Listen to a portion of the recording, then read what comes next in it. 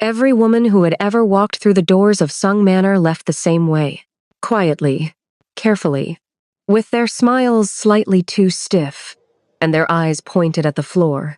Because somewhere between the entrance hall and the exit, they had all learned the same unspoken rule. Sung Jimin did not see them. Not the daughter of the Busan shipping family, whose father practically gift-wrapped her and delivered her to his front gate with a bottle of vintage whiskey and a prayer. Not the model who wore a red dress to a business dinner because someone told her red was his favorite color, it wasn't. And not the daughter of a Seoul city councilman who laughed too loudly at everything he said and touched his arm 3 times in one evening, hoping volume and nerve could do what beauty alone had failed to.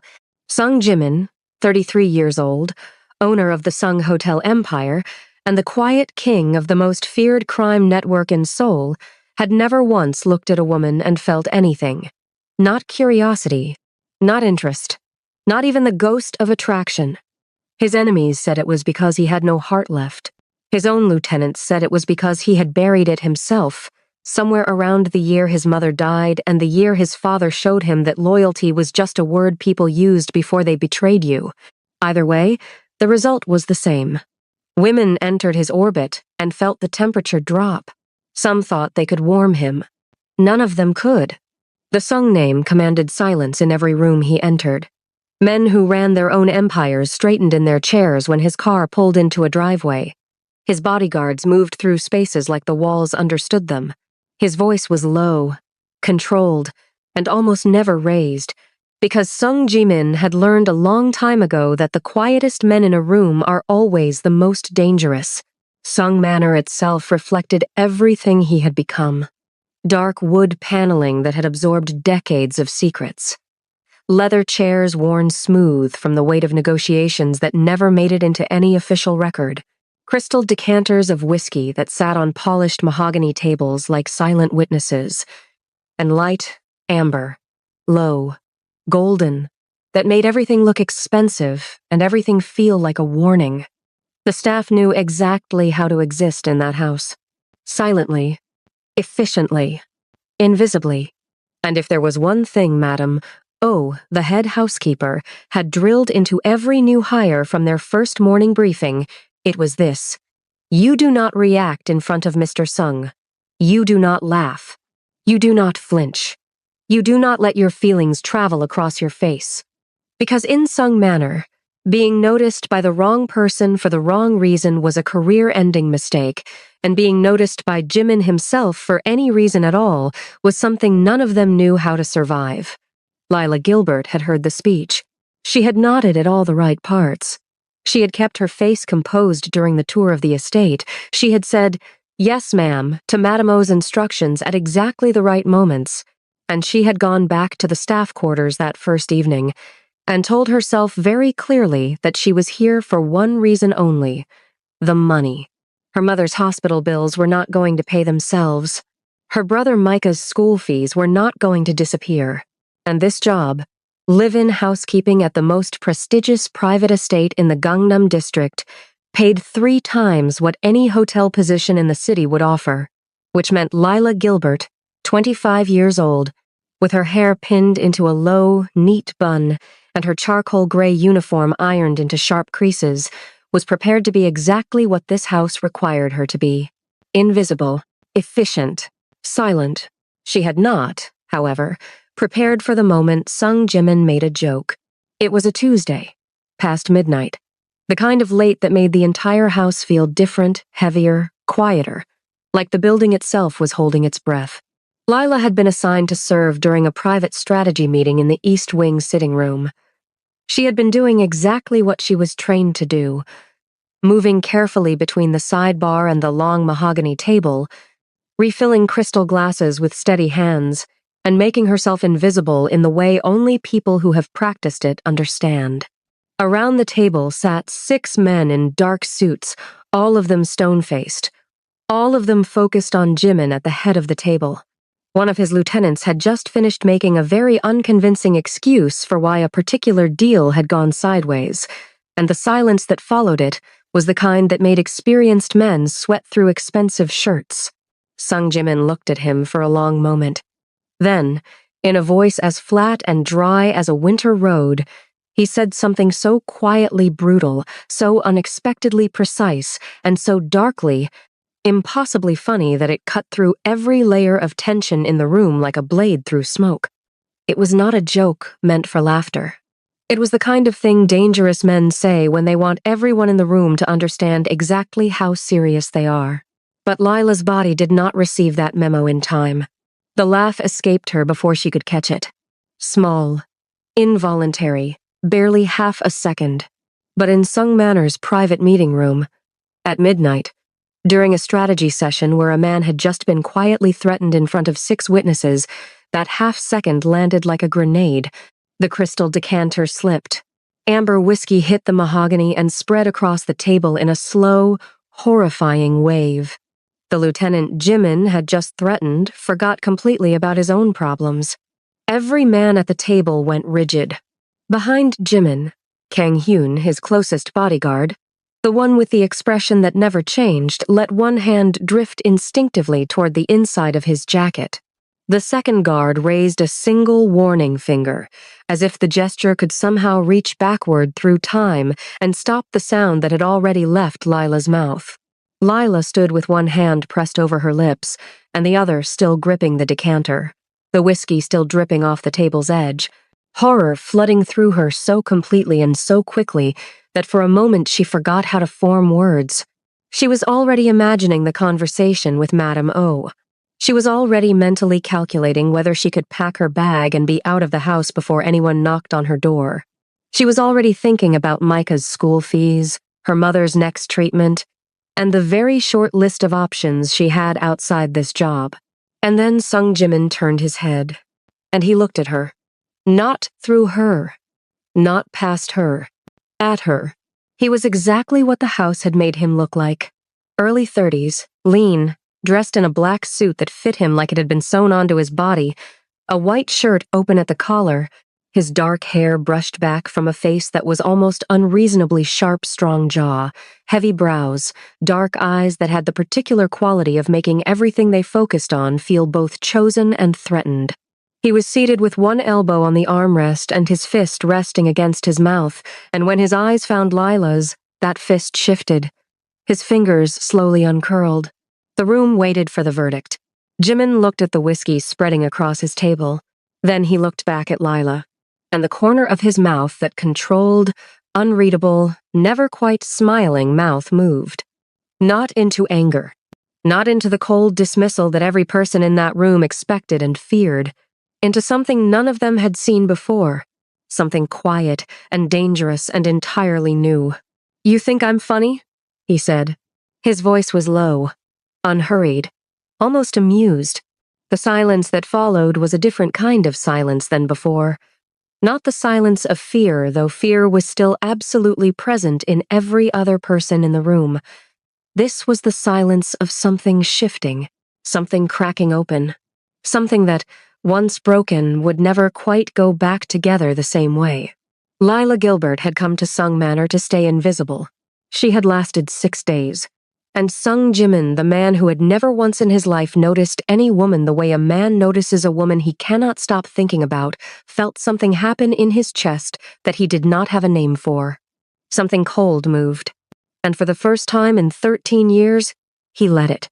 Before we begin, go ahead and subscribe, like, and tell me where you're watching from. I love seeing this storytelling family spread across the world. The Sung name had been feared in Seoul for 3 generations.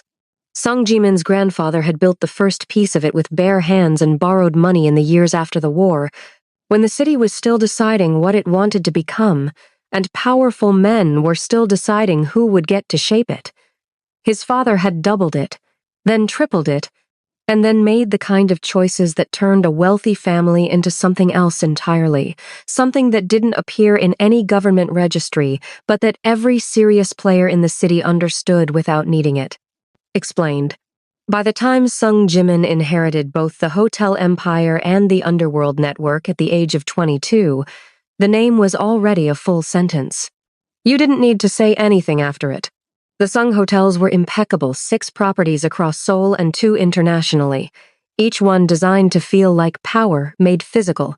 clean lines, heavy materials, staff who had been trained to anticipate needs before they were spoken and to disappear the moment their presence was no longer required. Business journalists wrote about Jimin the way they wrote about monuments, with admiration calibrated carefully to avoid the appearance of fear, even though fear was almost always the thing underneath. The underworld piece of it was quieter. It didn't have press coverage or quarterly earnings reports. It had relationships, favors, and a reputation so thoroughly established that most of the men who operated in that space didn't test it anymore. They had heard too many stories from people who had tried. Jimin was not the kind of boss who ruled through chaos. He didn't need to. The discipline he maintained in every room he walked into was the kind that came from absolute certainty. The certainty that he understood every angle of every situation before anyone else in it had finished forming their first opinion. He was methodical, patient, and impossible to read, and those three qualities together were more frightening to most people than volume ever could have been. He was also, by any standard anyone wanted to apply, an extraordinarily handsome man. This was inconvenient for everyone around him, because it meant women consistently misread his silence as intrigue rather than indifference. And they arrived in his life believing their looks would accomplish something that his own mother's love had already failed to do. His mother. That was the part people who studied him from the outside never fully understood. She had died when he was 19, and the manner of her death, a betrayal by the same family that had claimed to be his father's closest allies, had done something to the architecture of Jimin's interior life that no amount of time had fully rebuilt. He had grieved exactly once, privately, and then he had sealed that room and focused on everything else: the empire, the network, the absolute assurance that no one would ever be close enough to him to be weaponized against him again. Women came and went. Society women, heiresses, actresses, a prosecutor's daughter who apparently thought her father's office would make her bulletproof. They arrived at his galas in gowns chosen with strategic precision. They laughed at things that were not funny. They touched their own hair when he glanced in their direction. They found ways to engineer proximity and then stood inside it, waiting for something to shift in his expression. Nothing ever did. He was not cruel to them. Cruelty would have required caring enough to want a reaction. He was simply absent, present in the room, polished, appropriately pleasant when occasion demanded it, and entirely, unreachably elsewhere, in every way that mattered. The women left. The next ones arrived. The cycle continued. And Sung Jimin moved through it all with the same steady, winter-edged calm that had defined him for over a decade, until the night a new maid poured whiskey on his table and laughed at the worst possible moment, and something in the carefully maintained silence of his interior life heard that sound and refused to let it go. Lila Gilbert had taken the job because the number in the offer email had 3 more digits than anything she had been expecting. She had spent 40 minutes staring at it on her phone in the break room of the hotel where she'd been working front desk, reading it a second time, then a third, then sending it to her best friend Jade back in Atlanta with a message that said simply, "This can't be real." It was real. The Sung estate required live-in domestic staff with a minimum of 3 years of service experience, verifiable references, Korean language proficiency at a conversational level, and what the listing described only as an understanding of discretion in a high-profile household environment. Lila had the experience. She had been working in hospitality since she was 20 to help her mother keep the apartment after her father died. She had the references. She had spent 2 years studying Korean at night after falling in love with the language through dramas and music, and she was better at it now than most of her interviewers expected, which she had learned to treat as an advantage rather than a surprise. The discretion part she had figured out instinctively. She had grown up in a household where you didn't put your business outside, where you learned to read a room before you opened your mouth, where survival was a skill set before it was ever a philosophy. She had been in Seoul for 8 months, on a working visa long enough to understand the city's rhythms, long enough to have a small circle of people she trusted, long enough to know that this particular job offer was attached to a name that made taxi drivers lower their voices when they passed certain buildings. But her mother's last hospital bill had been bigger than the previous one, and Micah's school needed fees paid by the end of the month. And Lila Gilbert was not a woman who had the luxury of making decisions based on atmosphere. She took the job. The first morning at Sung Manor, Madame O conducted the orientation with the energy of a woman who had survived things she would never discuss and intended to keep surviving them through sheer organizational discipline. She was in her late 50s, silver-haired, impeccably dressed in a dark house uniform that looked like it had been pressed with military precision, and she delivered every instruction with the specific weight of someone who was not saying it twice.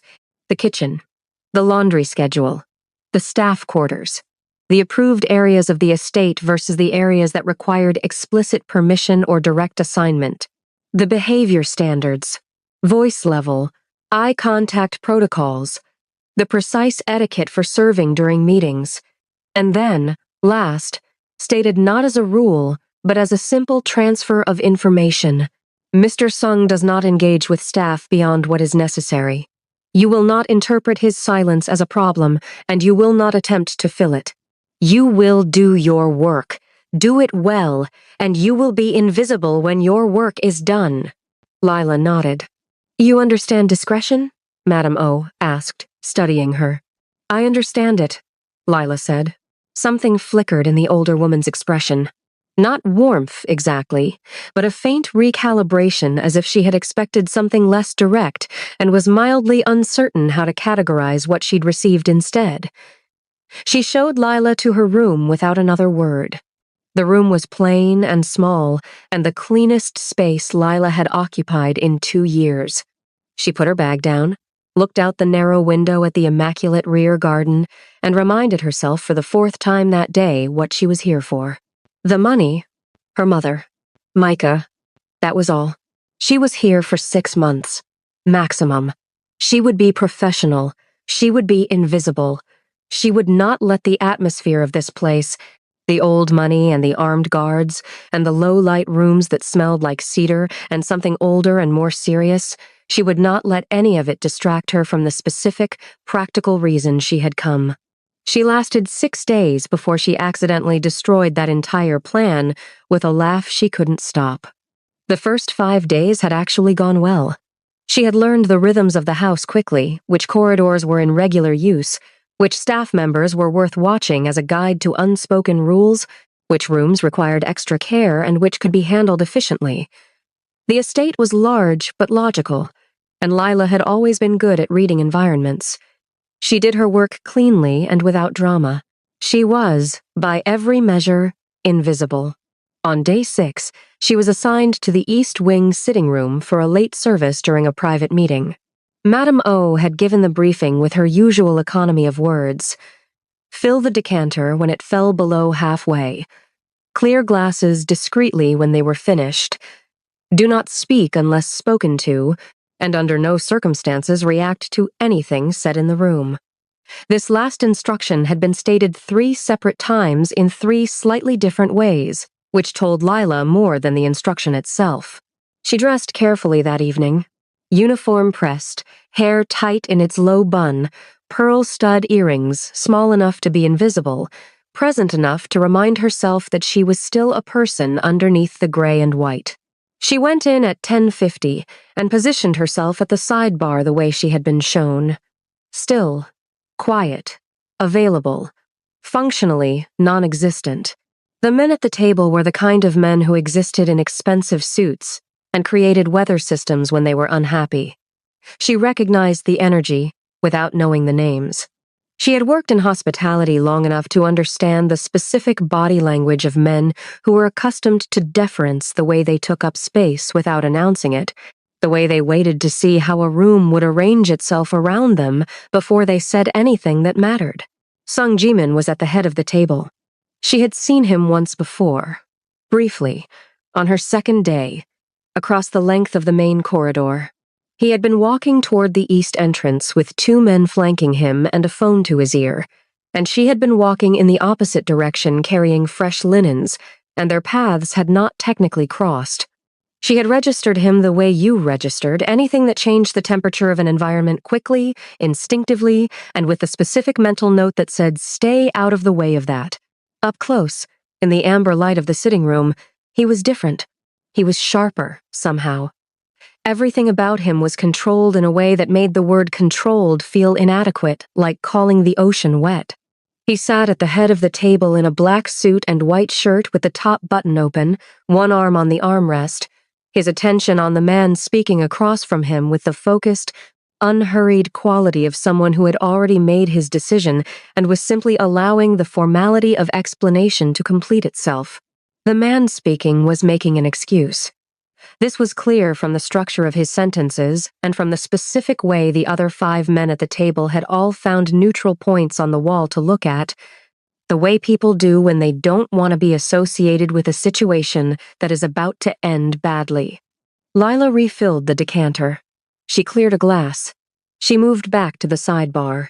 And then Sung Jimin spoke. It was one sentence.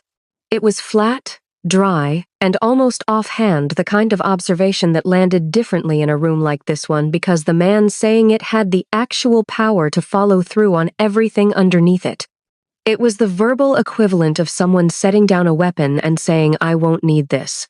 It was also, objectively, if you stripped away every layer of menace and corporate violence and criminal implication, darkly, precisely, unexpectedly funny, Lila's brain understood that it was dangerous.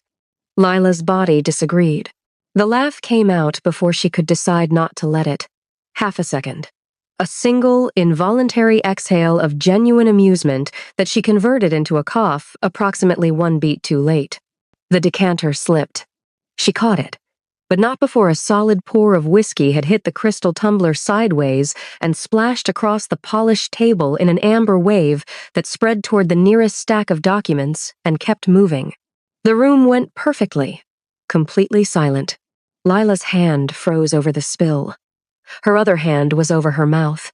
She was aware, with every nerve in her body, of the bodyguard whose hand had drifted toward his jacket, of the second guard's raised finger that said, "Stop, don't make this worse," of the 6 men at the table who had all turned to look at her with the collective expression of people watching someone step off a curb into traffic. And then Sung Jimin turned. Not quickly. Slowly. Deliberately. The way he seemed to do everything as though the world would wait for him. And it always did. He looked at the whiskey. He looked at her hand still pressed over her mouth. He looked at her face, the wide eyes, the shock, the genuine horror of someone who has just done the exact thing they were hired not to do. His fist, resting against the armrest, uncurled slowly. "You think I'm funny," he said. The room stayed silent. But the silence had changed. It was no longer holding its breath waiting for an explosion. It was holding its breath waiting for something it had no category for. Lila lowered her hand from her mouth. She picked up the linen from the sidebar and pressed it to the spill with steady hands, because her hands at least knew what to do even if no other part of her did. "I apologize, Mr. Sung," she said. Her voice was level. "It won't happen again." He watched her clean the table. He didn't look away. And when she finished and stepped back to her position at the sidebar, she felt his gaze follow her there and stay, just for a moment, before he turned back to the man across from him, as if the last 90 seconds had not occurred. The meeting continued. Lila stood at the sidebar with her back straight and her face neutral and her heart going at approximately twice its normal speed, and she spent the rest of the evening being exactly as invisible as she had promised herself she would be. But something had already changed. She didn't know it yet. She would figure it out later, in her small, clean room with the window that faced the garden, lying awake in the particular way you lie awake when something has happened that you don't yet have language for. Sung Jimin had looked at her. Not through her. Not past her. At her. And in this house, from what she had already learned, that was not nothing. The first indication that something had shifted came 2 days later. Lila was restocking the pantry when she became aware that Kang Hyun Jimin's closest bodyguard, the broad-shouldered, perpetually composed man who moved through the estate like a fixed point that the rest of the house rotated around, had appeared in the kitchen doorway and was talking to Madame O in a voice too low for Lila to hear from where she was. She didn't try to hear it. She kept her hands busy and her face forward and finished the task she'd been given. But that afternoon, Madame O found her in the laundry room and told her she was being reassigned. The East Wing service rotation. 3 evenings a week. The whiskey situation, Lila said carefully. Has not been mentioned, Madame O said, and left. Lila turned back to the laundry and thought about that for a long moment. The reassignment made no practical sense. The East Wing was senior staff territory, the kind of assignment given to people who had been with the household for years, not to someone 6 days in. She filed that information where she filed everything. In the part of her mind that was always observing, always building a map of whatever environment she was in, always tracking the logic of how things worked so she wouldn't be caught off guard again. The map she was building said, "You have been noticed." The map also said, "Be careful." She was careful. She arrived for every East Wing assignment exactly on time, prepared, with her work done cleanly and her presence managed to near invisibility. She did not make eye contact with Sung Jimin unless he directed a question at her, which for the first week he did not. She did not change anything about how she carried herself except to apply the same discipline she always had with slightly more deliberate attention. But she noticed things. She noticed that when she was in a room, his attention moved differently than it did when she was not. Not dramatically. Not in a way that anyone watching casually would have catalogued as significant. Just a slight, controlled shift, the kind of thing you only caught if you were already paying close attention yourself, and Lila had been paying close attention to rooms her entire life. She noticed that the staff responded to her differently since the reassignment. Not hostilely, more carefully, the particular carefulness of people recalibrating how much weight a person carries, because weight in this house came from one source, and one source only. She noticed that Jimin's coldness was not uniform. This was the thing that surprised her most, because every account she'd been given of him from other staff had described him as uniformly, reliably cold. Madame O. He does not engage. The kitchen manager. Don't expect anything from him. One of the junior housekeepers. In a whispered confidence that Lila suspected she would deny if asked. He's not cruel. He's just not there. Like a building that looks like someone lives in it, but the lights are always off. The lights were not always off. She watched him correct a junior member of his business staff during a brief encounter in the corridor near the study. The correction was precise, direct, and made the recipient visibly smaller, but it contained zero contempt. It was the tone of someone who expected competence and was simply noting its absence, with no particular pleasure in the noting. She watched him speak to Kang Hyun one morning near the side entrance brief, low-voiced, but not in the register of a boss giving orders. Something quieter than that. Something that looked, from the distance at which Lila was observing it, like the only actual conversation in the house. And she watched him, once, in the corridor near the library, stop for approximately 4 seconds in front of a framed photograph she had not yet noticed an older one. A woman who didn't look like the estate's usual aesthetic, softer somehow, out of place among the clean, modern lines, and then continue walking without expression.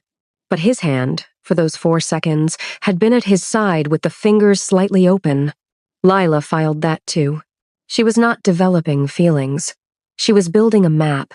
That was what she told herself, and she believed it, mostly, in the same way you believe things you need to believe in order to keep functioning.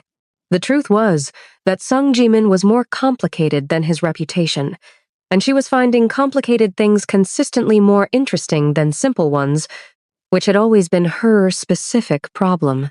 The library was off the main residential corridor on the 2nd floor, and it was, technically, outside the areas where Lila had been granted routine access.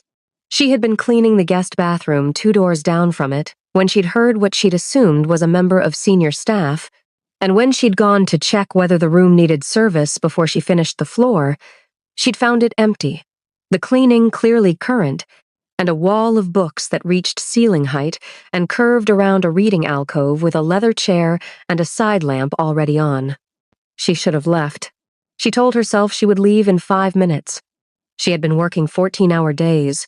She was behind on the novel she'd been carrying in her bag for 3 weeks, and the specific book she could see from where she stood, a worn Korean translation of James Baldwin's Giovanni's Room, made something in her chest do a slow, traitorous shift toward wanting. She sat in the alcove. She opened the book. She told herself, 10 minutes. She lost track of time. The first sign that she wasn't alone was the light change, the door opening, the corridor light briefly widening across the floor, and then the soft sound of the door closing again. She looked up. Sung Jimin stood in the center of his own library with his suit jacket removed and his sleeves pushed to the elbows, and he was looking at her with an expression that was not, for once, perfectly neutral. It was something between surprise and something she did not have an immediate name for. "This room requires access clearance," he said. "I know." She closed the book carefully, with one finger keeping the page. "I'm sorry. I'll go." She stood. "What are you reading?" She turned back. He was looking at the book in her hand with a focus that didn't match the temperature of the question. "Baldwin," she said. "The Korean translation is better than I expected. The rhythm survives." Something shifted in his expression. Barely. But she caught it. "You read Korean literature?" "When I can find it. My Korean is better than most people expect, so I try to use it for things that aren't just practical." She paused. "That's probably not relevant. I'll leave the book here." "Sit down," he said. She looked at him. "That wasn't ambiguous," he said. "Not unkindly, just accurately." She sat down. He moved to the chair on the opposite side of the alcove, not the close chair, the one that created the configuration of a room being shared rather than occupied together, and he picked up the book he'd apparently come here to retrieve. She recognized the cover. A dense economics text that she had shelved herself 2 weeks earlier. For approximately 90 seconds, neither of them said anything. "Your Korean is good," he said, without looking up from the opening page of his book. "Thank you." "How long?" 2 years seriously. 2 more before that, casually. Another silence. "Why?" he asked. "I liked the structure of it, and I liked Korea. I wanted to be able to move through it properly, not just functionally." He looked up from the book. "Most foreigners aim for functional. I noticed. I've always found that a little sad." She said it before she thought about whether to say it, and then she waited for the temperature in the room to drop. It didn't. Instead, the corner of his mouth shifted the same fractional movement she had seen in the meeting room, the one that wasn't quite a smile but was as close to one as his face seemed to allow. "Sad," he repeated, as if he were testing the word. Not in a judgmental way, just, there's a whole interior life to a language. The things it prioritizes and the things it doesn't have words for. Staying on the surface of it means you only ever see the city from the window of a car. He was quiet for a moment. Then, "What does Baldwin have that the English version doesn't?" The translator understood what he was actually talking about, she said. So they weren't translating words. They were translating the feeling underneath the words. That's rarer than it sounds. He looked at her the way she had come to recognize as his version of sustained interest. Steady, undemonstrative, impossible to fully read. "You have an opinion about everything," he said. "Not everything, just the things I've actually thought about. And the things you haven't thought about? I try to keep quiet about those." He made a sound, not a laugh, exactly, but adjacent to one. Something that had started as a laugh and been converted at the last moment into a more acceptable form. She had a sudden, vivid understanding that Sung Ji-min probably didn't laugh very often, and that the sounds that almost became laughs were likely the closest most people ever got. "You're not afraid of me," he said. It wasn't an accusation. It landed more like an observation someone makes about a weather anomaly, noting that the pattern has broken without yet understanding why. "I'm appropriately cautious," she said. "That's different. Most people can't make that distinction. Most people let fear and caution collapse into the same thing because it's easier." She looked at him steadily. That usually makes the fear bigger and the caution worse. He looked at her for a long moment. The economics book was no longer doing anything in his hand. He wasn't reading it, and they both knew it. "Nobody has spoken to me like this in a long time," he said. "Like I'm a person in a room rather than a problem to be managed." The honesty of it was quiet and sudden in the way that honest things often are not announced, not performed, just present, like a window that had been left open. Lila felt something in her chest pull toward that honesty, the way she always felt pulled toward things that were real underneath the surface. She told that pull to stay where it was. "You're the most powerful person in this house," she said carefully. "I think sometimes that makes it hard for people to see past the power to the person." "And you can?" "I can see that you came to the library at midnight to read an economics textbook," she said. "That tells me something about you that your reputation doesn't." "What does it tell you?" "That you're still curious. People who are only interested in power stop being curious. They already think they know everything that matters." She paused. "You don't act like someone who thinks they know everything." He looked at the table between them for a moment, then back at her. "You should probably go to your room," he said, "before Madame O does her 11 o'clock check and finds you missing from the staff corridor." She stood and set the Baldwin book carefully on the table beside his chair. "I'll bring it back tomorrow." "Keep it," he said. "The shelf has 2 copies." She picked it up and walked to the door. She had her hand on the handle when he spoke again. "Lila." She turned. He hadn't moved. He was sitting with the economics book open in his lap now, but his eyes were on her. "Your Korean doesn't need improvement," he said. "For what it's worth." She held the compliment for a second, the way you hold something that costs more than you expected. "Thank you, Mr. Sung," she said, and she left. In the corridor, walking back to the staff wing, she passed Kang-hyun standing near the stairwell.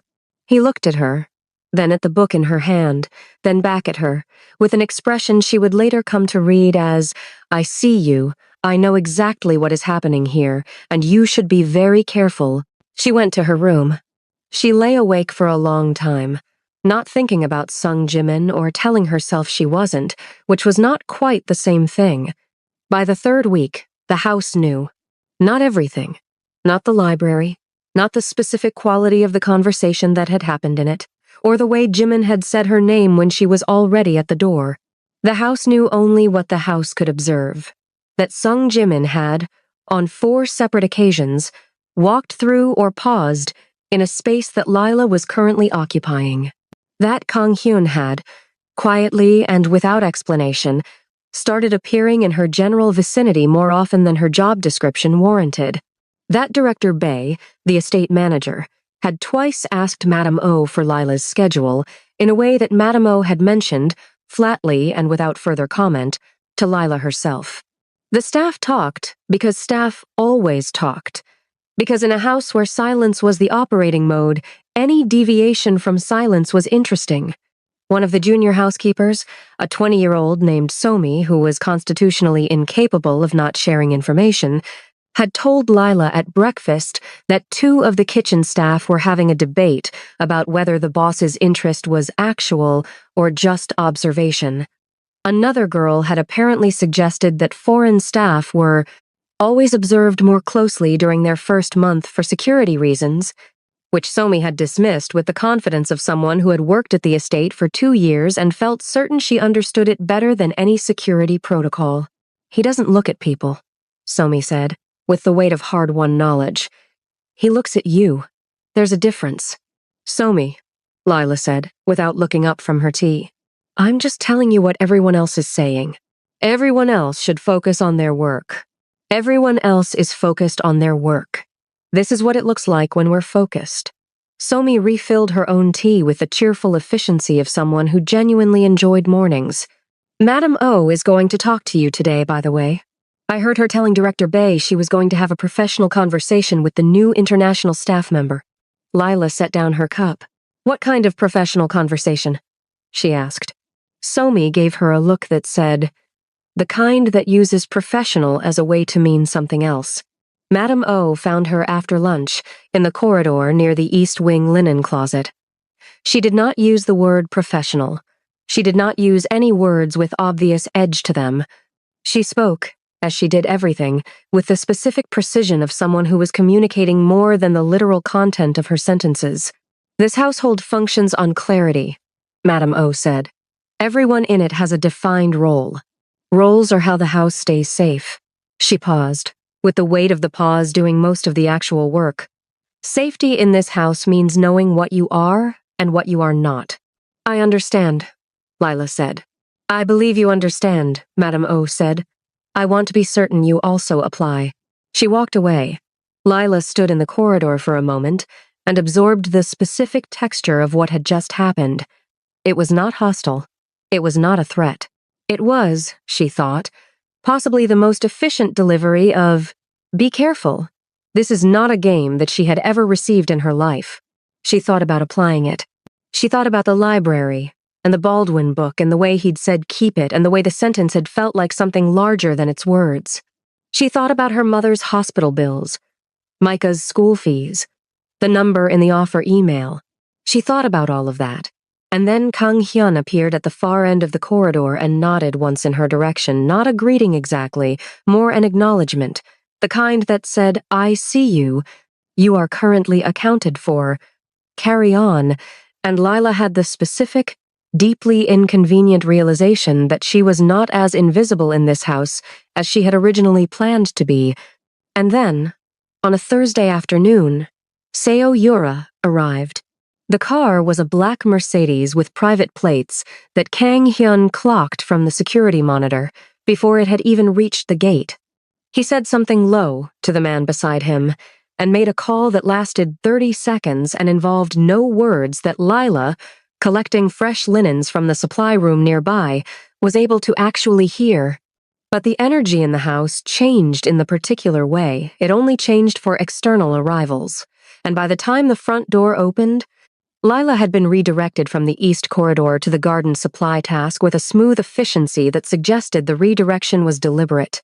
She worked in the garden for 40 minutes, with half her attention on the hedges and the other half on the specific texture of the sounds coming from inside the house, the particular click of heels that were expensive and unhurried, the kind worn by someone who moved as though spaces were required to accommodate her rather than the other way around. She didn't see So Yura that afternoon, but Somi, at dinner, described her in the specific, breathless register of someone who had caught a glimpse of something and needed to distribute it. Tall, black hair, red coat, the kind of face that looked like it had been assembled from a set of preferences. She had gone directly to the main sitting room and stayed for 40 minutes, and then she had left, and Jimin had gone to his office and not appeared again. "Who is she?" Lila asked, keeping her voice neutral. "Seo Yura," Somi said. "Her family and the Sung family go back years. Everyone says they have an understanding." "What kind of understanding?" Somi gave her a look that landed in the same category as Madame O's corridor conversation, just wrapped in a younger person's bluntness. The kind where two powerful families decide things about each other's futures without necessarily asking the people involved. Lila ate her dinner. She thought about the library, the economics book, the Baldwin. Keep it. She thought about Madame O's corridor, knowing what you are and what you are not. She looked at the book, sitting on the edge of her small desk, when she went to bed that night, a worn Korean translation, borrowed from a library she wasn't cleared to access, given to her by a man who ruled 2 worlds, and had, for the duration of one midnight conversation, seemed genuinely and entirely present in a way that she suspected he was not always. She opened it to where she'd left off. She told herself she was just reading, but outside her window, the garden lay dark, and the manor stood solid, and the silence of the house settled around everything like something that had been holding its breath for a very long time, waiting for the next thing to happen. Lila turned the page. It started the way dangerous things often start. Slowly, and then all at once. The first time was the kitchen. Lila had a habit she'd carried since childhood of waking before the house did. 4:30, sometimes 5. The particular silence of a building before it became itself for the day, before footsteps and schedules and the machinery of purpose started up. She used those hours to make tea, think without interruption, and remind herself of the specific shape of her own life before the day required her to pour it into someone else's house. She had not expected to find Sung Jimin at the kitchen island at 4:52 on a Wednesday morning, in a dark sweater and trousers without a jacket, reading something on his phone with the particular focused stillness of a man who slept badly and had decided not to pretend otherwise. She stopped in the doorway. He looked up. Neither of them said anything for a moment. Then he moved the documents he'd spread on the counter slightly to one side, creating a space, and looked back at his phone. Not an invitation, exactly. More an absence of obstruction. She made her tea. She stood at the far end of the island and drank it in the particular quiet of two people choosing not to fill a silence because the silence wasn't empty. He put his phone down after a while. "You're always up before the house," he said. "So are you." "I don't sleep well." "Neither do I, lately." She wrapped both hands around her mug. New environments take time to settle into. He looked at her with something that was close to recognition not of her, specifically, but of the things she'd described. How long does it usually take? Depends on the environment. Some places never quite feel safe enough to sleep in. She said it simply, without self-pity. This one is getting there. He was quiet for a moment. Then, what makes a place safe enough to sleep in? Knowing the sounds. Understanding what belongs to the house and what doesn't. She paused. And knowing that the people in it are roughly who they appear to be. He absorbed that. She could see him turning it over the particular quality of his attention when something landed as more interesting than he'd expected. "And the people in this house?" he said. "Some of them," she said carefully. "I'm still working out the others." He almost smiled. She was becoming familiar with the geography of almost the specific distance between where his expression traveled and where it stopped, the invisible line that humor and warmth bumped against and rarely crossed. After that, the kitchen became a place they both arrived at in the early morning, without discussing it, and neither of them mentioned it to anyone else, and the staff who rose later found 2 clean mugs in the drying rack and drew no conclusions that they were willing to state aloud. The balcony happened 3 weeks after that. A rainstorm had moved through Seoul in the late evening and left behind the specific clean cold that comes after rain in autumn, and Lila had gone out to the small staff balcony off the east corridor to stand in it for a few minutes before bed, the way she sometimes went outside simply to remember that the world extended past the estate's walls. Jimin was on the larger adjacent balcony, separated by a stone partition, standing with his hands on the railing and looking at the wet city below with the expression she had come to recognize as the one he wore when he was not, performing anything for anyone. He heard her step onto the balcony. He didn't turn. "Rain," he said. "Rain," she agreed. They stood on their respective sides of the partition for a while. The city was gold and wet and quiet. "My mother liked the rain," he said eventually. Not to her, exactly more into the air between them. The way people speak when they have been holding something for long enough that it wants to be said even without an audience. She used to open all the windows when it rained, even in winter. The staff thought she was strange. Lila said nothing. She understood that the correct response to this kind of speaking was presence, not commentary. She was not suited to the life she was born into, he continued. She was too soft for it, too open. People mistook that for weakness. He paused. The people who ran things at the time made certain decisions about her that she had no power to stop. Another pause, and then flatly. She died because of those decisions. Indirectly. But the line is clear. "How old were you?" 19. He finally turned to look at her across the partition. The rain had left a film of moisture on everything, and in the amber light from the corridor windows behind them, he looked stripped of several layers, the suit, the reputation, the controlled surface. Just a man at a railing, saying something true, old enough to understand what had happened, young enough that it rewired everything. "I was 22 when my father died," she said. She offered it without drama, even trade. Heart attack, officially. But he'd been under a level of stress for years that I didn't fully understand until after. He worked as an accountant for a private firm. He found things in the books he wasn't supposed to find, and then he spent 18 months trying to figure out what to do about it. And then his heart gave out. She looked at the city. I've always thought those two things were connected, even if no one would ever put that on a certificate. Jimin was looking at her with a stillness she was beginning to understand as a form of intensity, the way he paid attention when something mattered. What firm? He said. I don't know all of it. He kept records. I have a ledger. He left numbers, names, transaction codes. I've been trying to understand it for 3 years. She looked at him. I brought it with me, actually. To Seoul. I thought being here might help me find context. Something moved behind his eyes quick. Barely visible, like a current under still water. Keep it safe, he said. She looked at him. Do you know something? A pause. Long enough to be something. Keep it safe, he said again, and turned back to the city, and the conversation moved to other things, but Lila filed the pause the way she filed everything carefully, in the place where she kept information that hadn't yet told her what it meant. The study came after that. Late nights. The shared territory of two people who were both awake when they shouldn't be, both working past reasonable hours, both finding reasons to be in the same building after the rest of the house had released into sleep. He told her about his father, the empire inherited, the choices that had already been made before Jimin was old enough to make his own, the specific weight of stepping into a life that had been constructed around violence and calling it business. She told him about Micah, 12 years old, too smart for the school he was in, desperate for the school he could be in if the fees were paid consistently. She told him about her mother's illness and the specific arithmetic of caregiving from a distance, the wire transfers, the calls timed to avoid sleep interruptions, the guilt that sat at the bottom of every day like sediment.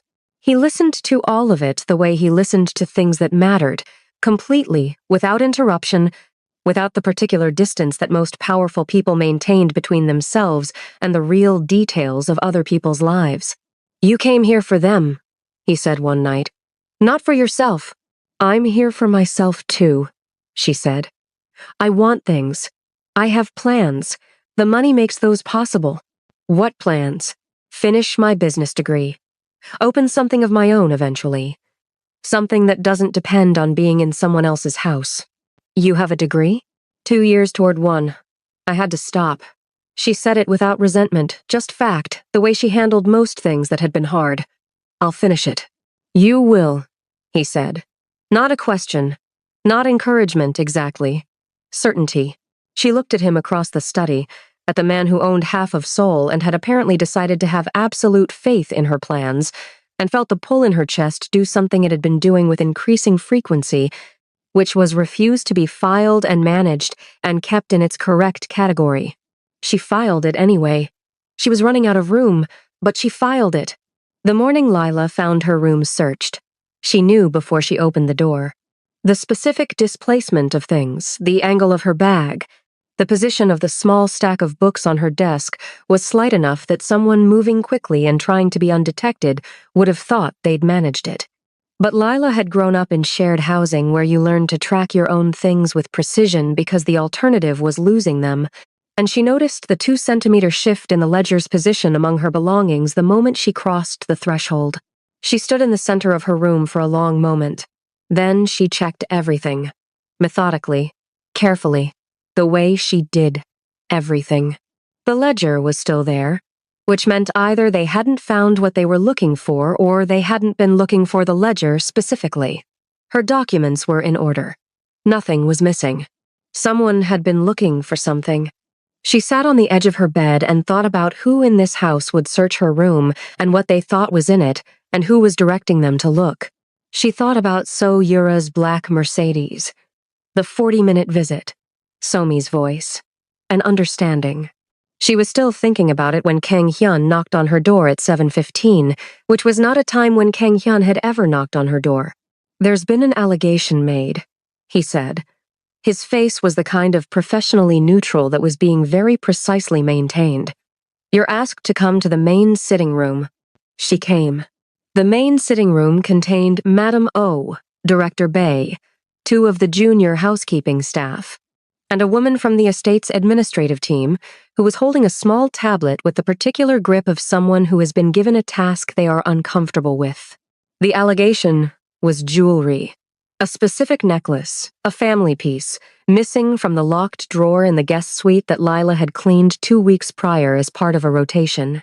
Lila stood in the center of the room and listened to it, and kept her face completely level. "I didn't take anything," she said. Once, clearly, without elaboration.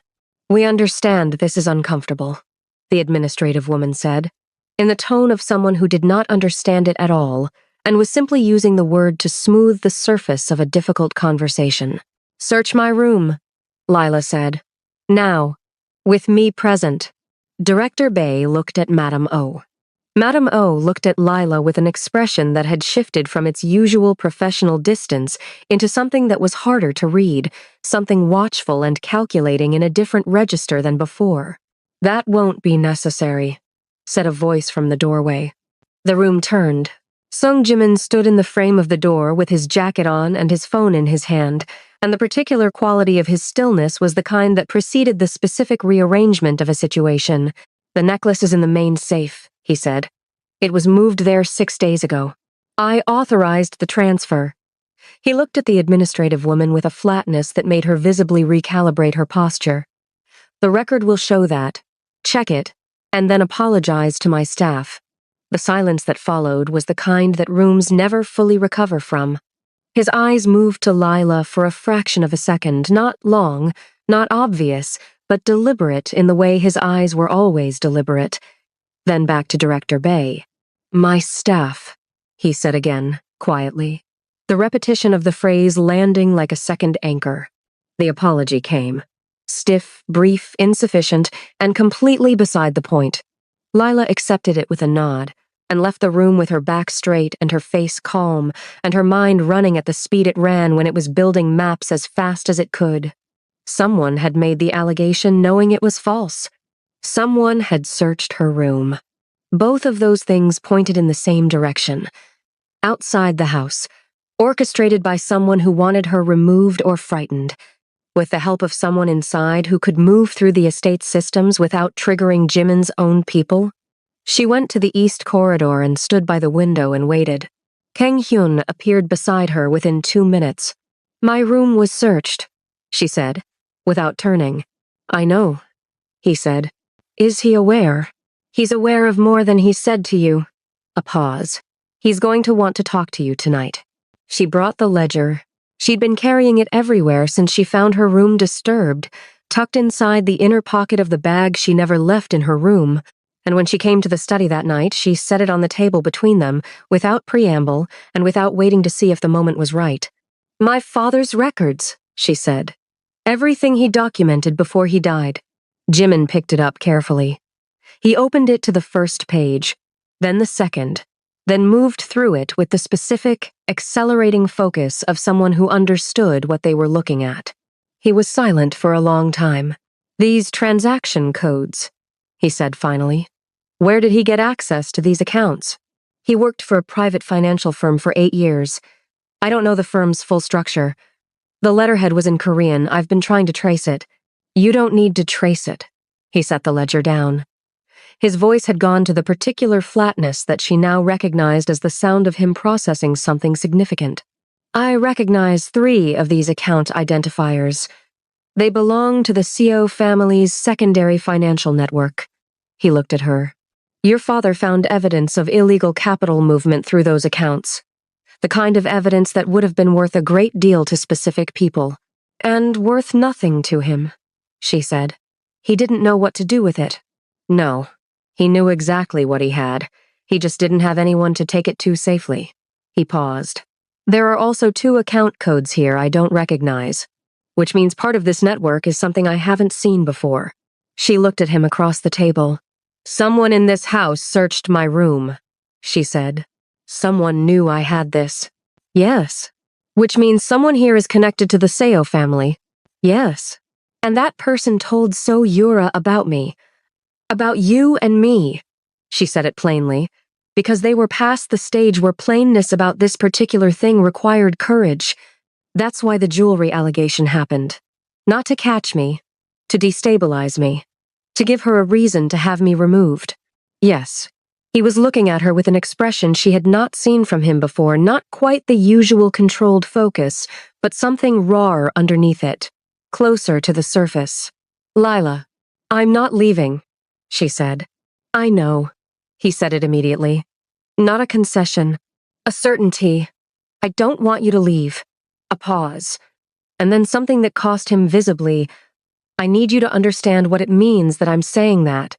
She looked at him across the width of the table, at the man who had built walls around himself since 19, who ran two worlds with the specific discipline of someone who had decided that distance was survival, who had said nobody has spoken to me like a person in a long time, with the quiet devastation of someone discovering a window in a sealed room. She reached across the table and placed her hand over his. He looked at their hands.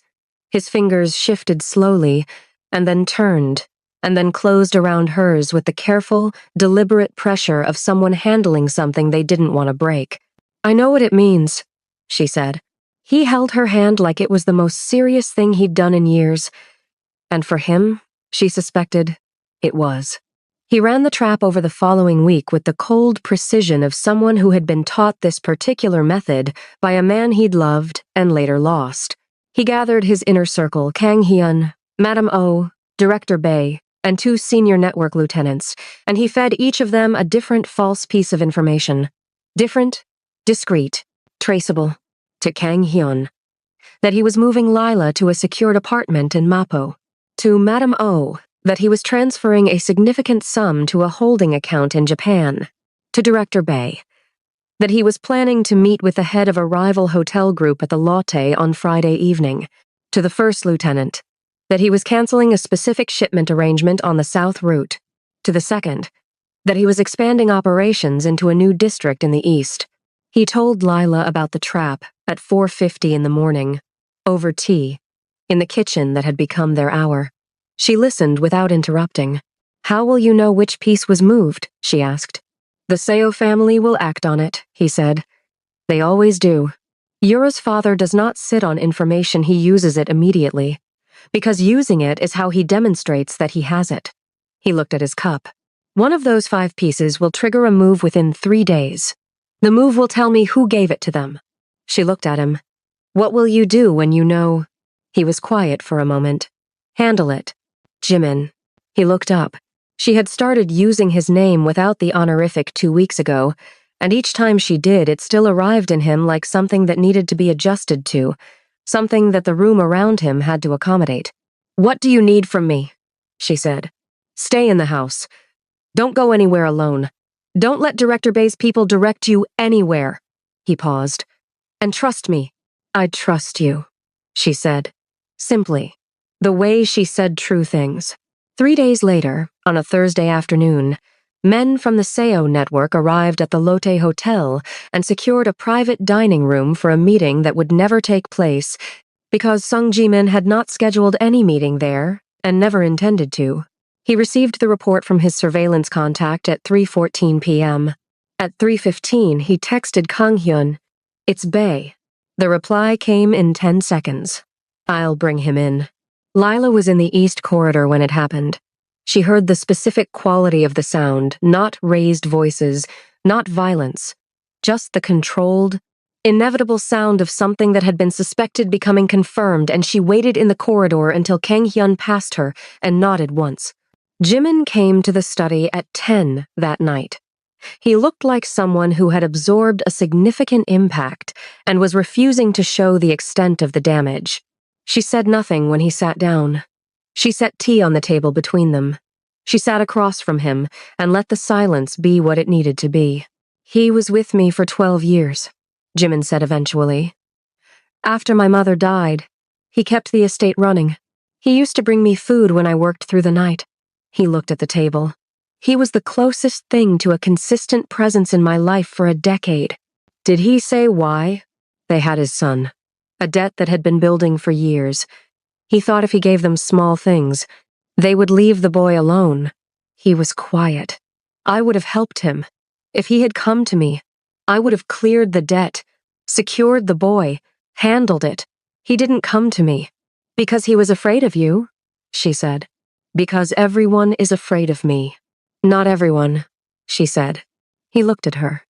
The thing she had seen on his face more often now, not almost a smile, but something adjacent to tenderness, something that had been sealed behind the same wall as everything else and was finding its way through the cracks with increasing frequency. His son is protected, he said. I've arranged it. The debt is cleared. And Bay? Gone from the estate. Not harmed. He looked at the table. I'm not my reputation. I know, she said. I've always known. He looked at her for a long moment. You're the only person in my life who has ever been able to say that and be right. The banquet invitation had come before any of this, before the allegation, before the ledger, before the trap and the traitor. It had arrived on embossed cardstock with the Seo family seal, requesting Sung Jimin's attendance at a private alliance dinner at the Grand Hyatt on a Saturday in October, with the specific language of these invitations. The kind where the courtesy wrapping is thin enough to see the demand inside. Jimin had accepted. He had been going to accept regardless, because attending was intelligence and refusing was declaration. And he was not yet ready to declare. He was ready now. He went to the banquet in a black suit with the particular composure of a man who had already decided how the evening would end and was simply arriving for the performance of it. The room was everything these rooms always were. Expensive, beautiful, constructed around the display of power in its most socially legible form. The Seo family was positioned at the head of the arrangement with the confidence of people who believed the evening was going according to their script. Yura sat at the main table in a silver gown, composed and watchful and sharp in the way that only people who have been waiting for something they are certain they will get can be. She looked at Jimin across the room as he arrived and allowed herself a small, controlled smile. The smile of someone who had spent months arranging a situation and could see the arrangement holding. Jimin found his seat. He accepted a drink. He moved through the initial conversation with the polished, unhurried ease of a man who was not nervous and had no reason to be. At 9:15, the doors at the side of the room opened, and two men in dark suits walked in flanking Lila. She was not supposed to be here. That was immediately clear from the silence that rippled through the section of the room that understood the significance from the specific way Yura's composure shifted, just a fraction, from anticipated victory into something recalculating.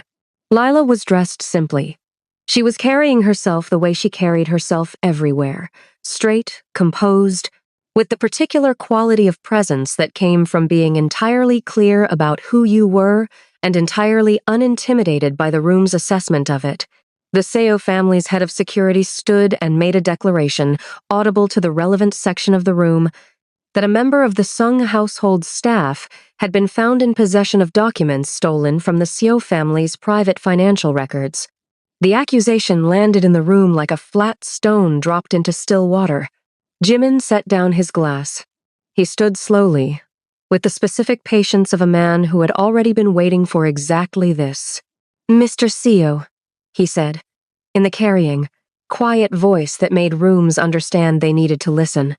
The documents in question were not taken from your family.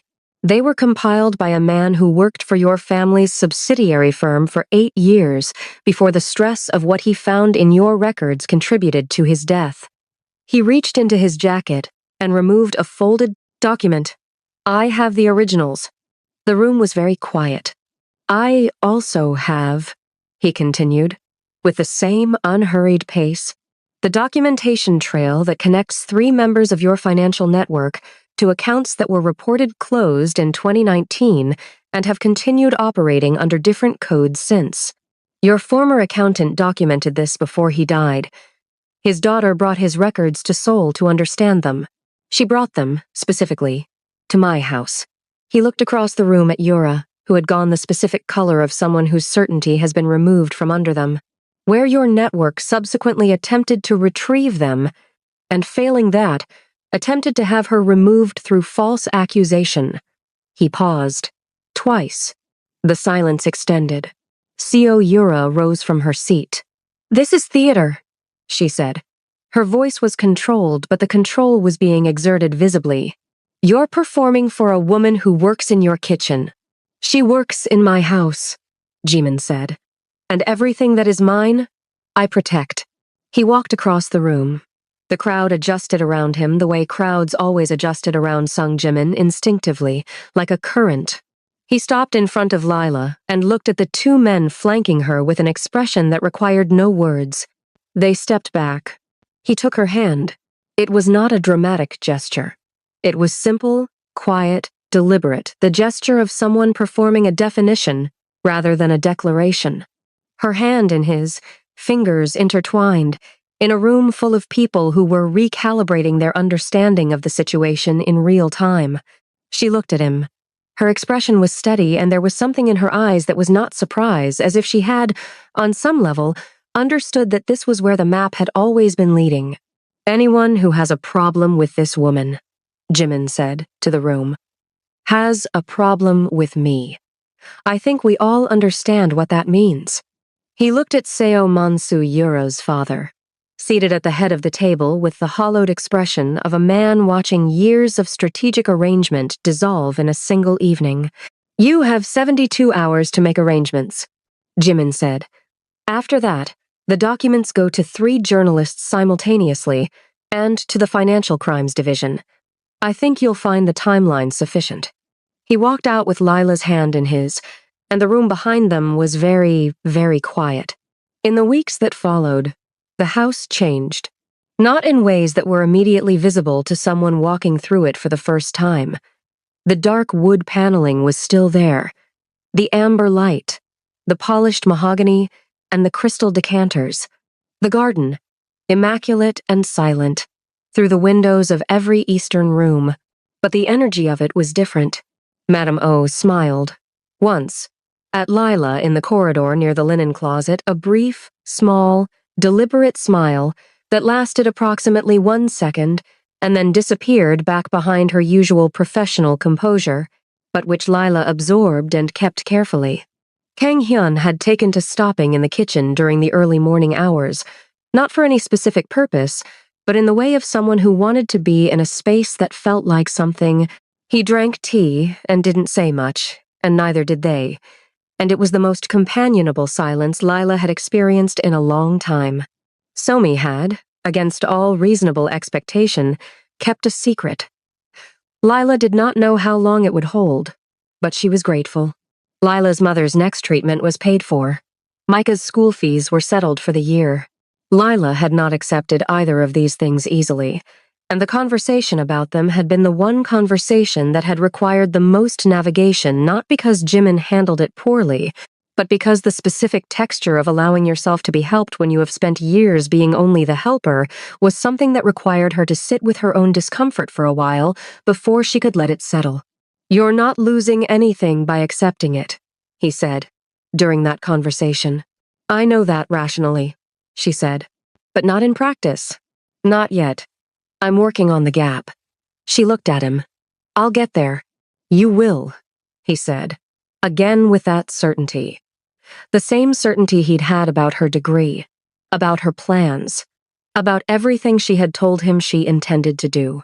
She looked at him and thought about the map she'd been building since the day she arrived, all the small observations filed and cataloged and cross-referenced, and she thought about how maps changed when you understood the territory better, how the features that had looked like obstacles from a distance sometimes turned out to be the most solid ground. On a Thursday evening, 3 weeks after the banquet, Jimin came to the east sitting room at the end of a long day and found Lila setting the table for a late supper. It was the same room, the same mahogany table, the same amber light, the same crystal decanters. The whiskey was there, as it always was. He stood in the doorway for a moment, looking at her, at the warm brown of her hands against the white table linen, at the low bun, slightly less perfect than it was in working hours, at the way she moved through the space now with a comfort that was entirely different from the performed invisibility of 6 weeks ago. She looked up and saw him in the doorway and tilted her head slightly in the way she did when she was waiting for him to say what he'd come to say. He crossed the room, He reached past her to pick up the crystal decanter, poured 2 glasses of whiskey, and set one in front of her. He stood close enough that the specific gravity of him was something she felt rather than simply observed. "Do you remember the first night?" he said. "Vividly," she said. "Every horrible second of it." The corner of his mouth moved. The room went silent. The room thought I was about to be removed from the estate in a way that might require several people to sign paperwork. "The room was wrong," he said. "The room was very wrong." He looked at the whiskey in his hand, then at her. "That sound," he said. "Your laugh. In a room where nothing like that had any right to exist." He was quiet for a moment. "I have spent a significant portion of my life building a world where nothing reaches me, where everything has the right distance, where I am never again in the position I was in when I was 19, and discovered that the people I trusted most had been the ones with the most capacity to destroy what I loved." He held her gaze steadily, in the way he held the things that mattered completely, without defense. "And then you laughed." She was very still, and something that had been perfectly sealed, he said, moved. She looked at him, at the man who ran 2 worlds and had, one laugh at a time, shown her everything underneath them. At the person behind the reputation, the loneliness behind the cold, the curiosity that was still entirely intact under 13 years of careful armor. "It moved," she said. "It moved." He set down the whiskey.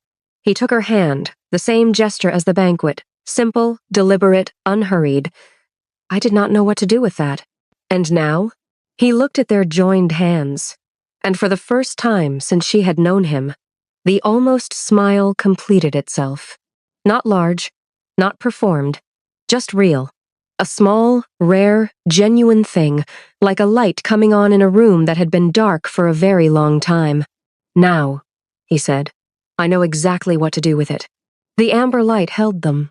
The city moved outside the windows.